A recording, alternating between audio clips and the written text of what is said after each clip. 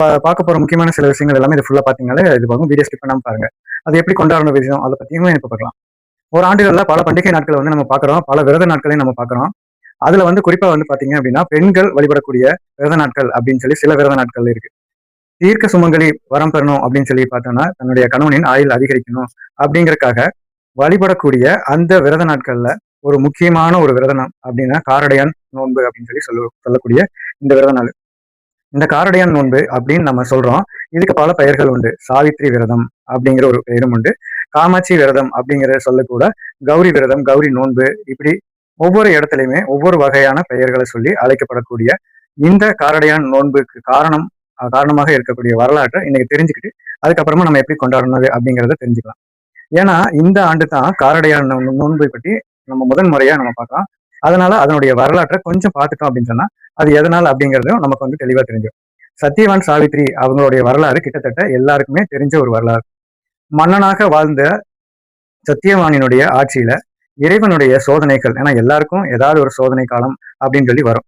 அந்த சோதனை காலத்தை இறைவன் தனக்கு தந்த அமைதியா இருக்க வேண்டிய காலம் அப்படின்னு முடிவு பண்ணி கொண்டு சத்தியவானும் சாவித்திரியும் கானகத்துல வந்து வாழ்றாங்க. அப்படி காட்டுல வாழ்ந்து கொண்டு இருக்கிற போதுதான் அன்றைக்கு சத்தியவானுடைய ஆயுளுக்கு முடிவான நாள். அது வந்து சாவித்ரி தேவியினுடைய விரதம் நடைபெற்று கொண்டிருக்கின்றது. அந்த அம்பிகையை பூஜை செய்து கொண்டிருக்க அந்த டைம்ல அன்றைக்குதான் வந்து அந்த மரண நிகழ்வு அப்படிங்கிறது ஏதோ அவர் சத்தியவானுக்கு மனசுல ஏதோ ஒண்ணு தோணுது. ஏதோ இன்னைக்கு உனக்கு வந்து கொஞ்சம் சரியில்லாம இருக்கு, என்ன நடக்குதுன்னு தெரியல. இருந்தாலும் தன்னுடைய வேலைகளை செய்து கொண்டே இருக்காங்க. மனைவியோட கானகத்துல வசித்து கொண்டிருக்கிற அவர் பூஜை செய்யணும் அப்படின்னா எப்படி செய்ய முடியும்? ஏற்கனவே சாவித்திரிக்கு வந்து இந்த பூஜை செய்ய சொல்லி அந்த பூஜையை காட்டுல இருக்கக்கூடிய பொருட்கள் எல்லாம் வச்சு, காட்டுல என்ன கிடைக்குதோ அதை வச்சு அம்பிகையை பூஜித்துக் கொண்டிருக்கிறாங்க. அம்பிகை தான் வந்து சர்வ மங்கள ரூபிணி அப்படின்னு பெயர் பெற்றவள், நித்திய சுமங்கலி. அதனால அவளை பூஜித்தால் தான் அந்த சுமங்கலி வரம் அப்படிங்கிறது கிடைக்கும். அதனால அம்பாளை பூஜை செஞ்சுட்டு இருக்காங்க. அப்படி பூஜை செஞ்சுட்டு இருக்கிற அந்த வேலையில பூஜையெல்லாம் நிறைவு பெற்றுட்டு வழக்கமா காட்டுக்கு போறப்போ என்னென்ன பணிகள் இருக்கோ அந்த பணிகள் எல்லாமே செஞ்சுட்டு இருக்காங்க. இந்த காலன் என்ற பெயர் படைத்த எம்மன் இருக்காரு பாத்தீங்களா, ஒரு வினாடி கூட யாருக்காகவும் எதற்காகவும் தாமதிக்க மாட்டாரு. அதனாலதான் அவருக்கு பேர் வந்து காலன் சொல்லி பேரு. அந்த காலத்தின் வருவதனால் காலன், அண்டத்தினால் வருவதனால் அண்டகன், உயிரை உடலிலிருந்து எடுக்க உரிமை படைத்தவன். அதனால் யமன் என்கின்ற பெயரினை பெற்ற யம தர்மராஜா வந்துட்டாரு. வழக்கமா எல்லா உயிர்களையும் எப்படி எடுத்துக்கொண்டு செல்வாரோ அந்த மாதிரி சத்தியவானுடைய உயிரை பற்றி செல்லுகின்ற வேலையில தான் ஒரு ஆச்சரியமான ஒரு நிகழ்வு நடக்குது. இவள் அம்பிகையை வந்து பூஜித்து அந்த பூஜையினுடைய பலனினால் யார் கண்ணுக்கும் தெரியாத அந்த யம தர்மராஜா சாவித்திரியோட கண்களுக்கு மட்டும் தெரிஞ்சுது. தன்னோட கணவனுடைய உயிரை பறித்து கொண்டு போவதை கண் முன்னாலேயே பார்த்து கொண்டிருந்த ஒரு மனைவி எப்படி வந்து இருக்க முடியும்? யோசிச்சு பாருங்க. அப்ப சாவித்திரி என்ன பண்றான்னா அந்த யமனை பின்தொடர்ந்தே சென்று கொண்டிருந்தார். யமனோடு பலவாறு வாதிடுகிறாள். பேசியே ஒவ்வொரு உலகத்தையும் அவளும் கடந்து செல்கின்றார். கடந்து கடைசியா யமலோகத்தோட வாசல் வரைக்கும் வந்தாச்சு. இப்ப உள்ள போனா திருப்பி வர முடியாது. இந்த அம்மாவும் உள்ளே அழைச்சிட்டு போகவும் வழி கிடையாது. அப்போ அங்க நின்று விட்டாரு யம தர்மராஜா. அங்கேயே நின்றுட்டாரு. இதுக்கு மேல வழி இல்லை அப்படின்னு நின்ன உடனே தான் தெரியுது, அடடா இந்த பெண்ணுக்கு எவ்வளவு ஒரு ஆச்சரியம் இருந்தா இவள் கற்பின் தன்மையினால இந்த உலகம் வரைக்கும் இவள் என்னோடு வந்திருக்காளு. ஆகவே இவளை வந்து நம்ம சாதாரணமா நினைச்சிட்டோமே அப்படிங்கிற என்ன பண்ணாரு அப்படின்னா, அம்மா யமலோகம் வரைக்கும் என்னோடு வாதித்து வந்தவர்கள் இதுவரை யாருமே இல்லை. அதனால இவ்வளவு தூரம் வந்துட்டேன், உன்னை நான் மதிக்கிறேன். கணவனை தவிர புருஷனை கொடுன்னு சொல்லி கேட்டுட்டே இருக்கிறாளே, அதுக்கு எனக்கு வந்து உரிமை கிடையாது. எடுப்பதற்குத்தான் எனக்கு உரிமை இருக்கு, இதை எனக்கு கொடுப்பதற்கு எனக்கு வந்து உரிமை கிடையாது. காலம் முடிந்து விட்டால் அதன் பிறகு யாருக்கும் அந்த உயிரை திருப்பி தருவது அப்படிங்கிறது வந்து இங்க கிடையவே கிடையாதுமா. கணவனை தவிர வேறு எது கேட்டாலும் நான் தருகிறேன் அப்படின்னு சொல்லி வரம் கொடுத்தாரு. பெண்ணறிவு நுண்ணறிவுன்னு சொல்லுவாங்க. அப்ப இந்த அம்மா வந்து உரம் கேட்கிறாங்க. அதாவது அவருடைய மாமனார் மாமியாருக்கு கண் பார்வையற்றவர்களாக காட்டிலே ரொம்ப ஏழ்மை நிலையில அவங்களும் ராஜா தான். விதியின் வசத்தால அவங்க எல்லாமே காட்டுல மாட்டிட்டு கஷ்டப்படுறாங்க. அப்போ வந்து அவருக்கு வந்து கண் பார்வை கிடைக்கணும் அப்படின்னு சொல்லி முதல் வரம் கேட்கறாங்க. ததாஸ்து அப்படின்னு சொல்லி சொல்றாரு. அப்படியே தந்தேன்னு அர்த்தம். அப்படியே தந்தேன் அப்படின்னாரு. ரெண்டாவது வரம் என்ன கேட்கிறா, நாங்க இழந்த நாடு நகரம், யானை சேனை குதிரை எங்கள் படை எல்லாமே வந்து எங்களுக்கு திரும்பி தர வேண்டும் அப்படின்னு சொல்லி கேட்கறாங்க. அப்படி கேட்கும்போது ததாஸ்து அப்படின்னு சொல்லிட்டு போயிடுறாங்க. அப்படியே தந்தேன்னு சொன்னா, ஏன்னா அவருக்குள்ள போற அவசரம். அடுத்து மூணாவது வரத்தை கேட்கறாங்க. சுவாமி, நான் மகா பதிவிரதை, ஆகவே எனக்கு உத்தமமான ஒரு குழந்தை வேண்டும், பிறக்க வேண்டும் அப்படின்னு சொல்லி கேட்கறாங்க. ததாஸ்து அப்படின்னு சொல்லிட்டு திரும்பிட்டாரு. திரும்பின உடனே சாவித்திரி தேவி பார்த்தாரு. சுவாமி, 3 வாரம் தரேன்னு சொன்னீங்க, 2 கொடுத்துட்டீங்க, 3வது கொடுக்காம இப்படியே போறீங்களே அப்படின்னு சொல்லிட்டு. இல்லம்மா, நான் எல்லாமே கொடுத்ததுதான், அதுக்கப்புறம் மாத்தவே முடியாது, நீ கேட்ட எல்லாத்தையும் நான் கொடுத்துட்டேனே அப்படின்னு சொல்லி எனக்கு நேரம் ஆகுது, உள்ள போகணும் அப்படின்னு சொல்றாரு. எங்க சாமி கொடுத்தீங்க? 2 தானே கொடுத்தீங்க அப்படின்னு சொல்லி கேட்கறாங்க. இல்ல 3 கேட்டேன். அப்பதான் அவருக்கு வந்து ஒரு யோசனை வருது, என்ன கேட்டாருன்னு தெரியல. ஏன்னா அவர் உள்ள போற அவசரத்துல அவர் கேட்ட முழுசா கவனிக்காத, ததாஸ்து ததாஸ்து அப்படின்னு சொல்லி அப்படியே தந்தேன்னு சொல்லிட்டு போயிட்டாரு. ஆமா, மாமனார் மாமியாருக்கு கண் பார்வை கிடைக்கணும், இழந்த செல்வத்தை திரும்ப பெறணும், நான் மகாபதி விரதை, அப்படி எனக்கு வந்து குழந்தை பாக்கியம் வேணும் அப்படின்னு சொல்லி நான் கேட்டேனே, கணவனை கொடுத்தால் தானே குழந்தை பேரு உண்டாகும் அப்படின்னாரு. யம தர்மனே மாட்டிக்கிட்டாரு. இப்ப என்ன பண்றதுன்னு தெரியல. அப்படி வந்து யமனோட போராடி தன் தாலி பாக்கியத்தை வந்து காப்பாற்றிய சத்தியவானின் உயிரை மீட்டு கொண்டு வந்த மீண்டும் அந்த இழந்த ராஜ்யத்தையும் அவனை ராஜாவாக அமரச் செய்து சுமங்கலியாக இருந்த இந்த உலகம் மக்களுக்கு, குறிப்பா பெண்களுக்கு ஒரு அற்புதமான ஒரு முன்னுதாரணமாக திகழ்கின்றவர் சாவித்திரி தேவி. அந்த சாவித்திரி தேவியின் நோற்ற விரதம் தான் இந்த காரடையான் நோன்பு அப்படின்னு சொல்லக்கூடிய இந்த விரதம். இந்த விரதத்தை வச்சு கொண்டிருக்கின்ற பொழுதுதான் அவளுக்கு துன்பங்கள் ஏற்பட இந்த விரதத்தின் பலனால் இழந்த கணவனின் உயிரை மீண்டும் பெற்றுக்கொண்டு வந்து அந்த சாவித்திரி தேவி சத்தியவானுடைய அருமையான ராஜ்யத்தை நடத்தினாள் அப்படிங்கிற வரலாறு நம்ம அறிந்த வரலாறு. இந்த காரடையான் நோன்பு எளிமையான நோன்பு. இதை ஏன் நம்ம எளிமையான நோன்பு அப்படின்னு சொன்னா, அவ காட்டில் இருந்து இந்த விரதத்தை கடைபிடித்தாள். காட்டுல என்ன கிடைக்குமோ அந்த எளிமையான பொருட்களை கொண்டு அவளுக்கு கிடைத்த கொஞ்சம் கார அரிசி சொல்லக்கூடிய அந்த அரிசியை பயன்படுத்தி அதை மாவாக்கி காராமணி பயிர் அப்படின்னு சொல்லுவோம் இல்லையா, காட்டுல இந்த பயிர் வகைகள்லாம் கிடைக்கும். அதை வைத்து கிடைத்த கொஞ்சம் வெண்ணெயை வைத்து அவள் இந்த விரதத்தை மேற்கொண்டாள். அதனாலதான் இன்னைக்கும் இந்த விரதம் இதே முறைப்படி எளிமையான முறையில நூற்று வழிபடக்கூடியதாக அமைந்திருக்கு. சரி, நாங்க இந்த விரதத்தை எப்படி இருக்கிறது, யாரெல்லாம் இந்த விரதத்தை இருக்கலாம் அப்படின்னா, கணவனின் ஆயுள் அதிகரித்து தீர்க்க சுமங்கலியாக வாழ வேண்டும் அப்படின்னு எல்லா பெண்களுமே இந்த விரதத்தை மேற்கொள்ளலாம். கன்னிப்பெண்கள் மேற்கொள்ளலாமா அப்படின்னு கேட்டா, நல்ல கணவன் அமையணும் அப்படின்னு பிரார்த்தனை பண்ணிக்கலாம். இந்த விரதம் என்னைக்கு வருது இந்த ஆண்டு அப்படின்னு சொல்லி பாத்தீங்கன்னா 14ஆம் தேதி வருது. இந்த விரதத்திற்கான கணக்கு என்ன அப்படின்னா, மாசி மாதத்தினுடைய நிறைவு நாளும் பங்குனி மாதத்தினுடைய துவக்க நாளும் என்றைக்கு கூடுகிறதோ அன்றைக்குதான் இந்த விரதத்தை வந்து மேற்கொள்ளணும் அப்படிங்கிறது விரத கணக்கு.